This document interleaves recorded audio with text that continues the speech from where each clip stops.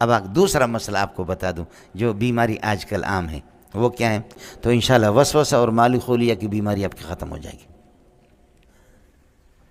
یہ کام میں نے کیا نہیں کیا تو کب کیا؟ سبق یاد کیا تو پہنچے نہیں کلاس تک کے سبق بھول گئے۔ مالی خولیہ کی بیماری ہر بندے کو لگا ہوا، سمجھ شریف میں ہے کہ نہیں؟ یہ ہے جی، حدیث نہیں پڑھا سکتا ایسا بندہ، بہت تباہ ہو جاتا ہے مول صاحب۔ فجر کی وَالسَّمَاءَ بِنَاءً لَكُمْ، اور آسمان کو تمہاری چھت بنائے تمہارے نفع کے لیے۔ آسمان سے نفع کیا ہے؟ سورج، چاند، سب کچھ یہ اسی پر ہے۔ بلکہ مزے کی بات آپ کو بتاؤں، مزے کی بات وہ یہ ہے کہ الاجرام السفلیہ، اجرام سفلیہ جتنے بھی ہیں یہ تنتفع، یہ سب نفع حاصل کرتے بالاجرام العلویہ، اجرام علویہ سے۔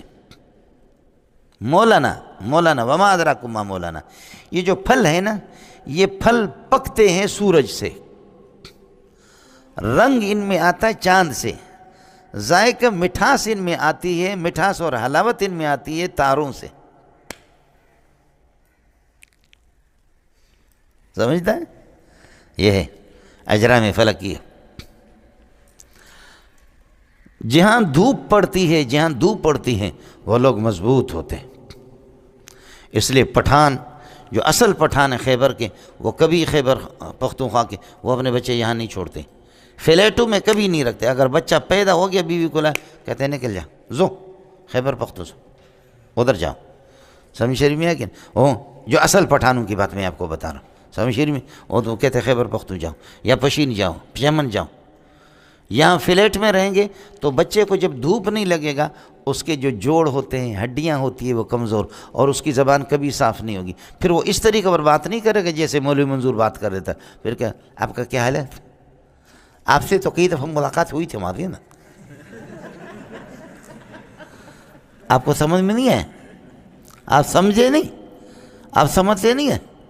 سمجھے؟ اس لیے دارالعلوم والوں کے بچے دیکھو ان کی زبان بھی صاف نہیں ہے، بنوری ٹاؤن والوں کے بھی صاف نہیں ہے، اور فاروقی والوں کے بھی صاف نہیں ہے۔ یہ میرے اپنے بچے بھی ایک دو اسی طرح فلیٹو میں رہے، ان کی زبان صاف نہیں۔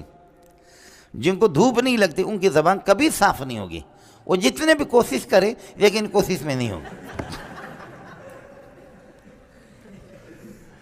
ایسے میں بولا نا؟ ہاں ایسے میں۔